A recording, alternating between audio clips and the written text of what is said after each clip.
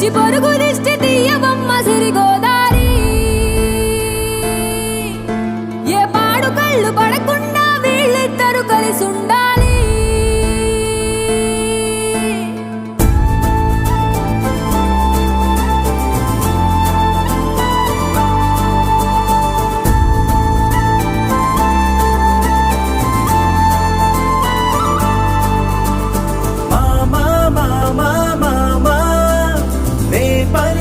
తొలి పదమా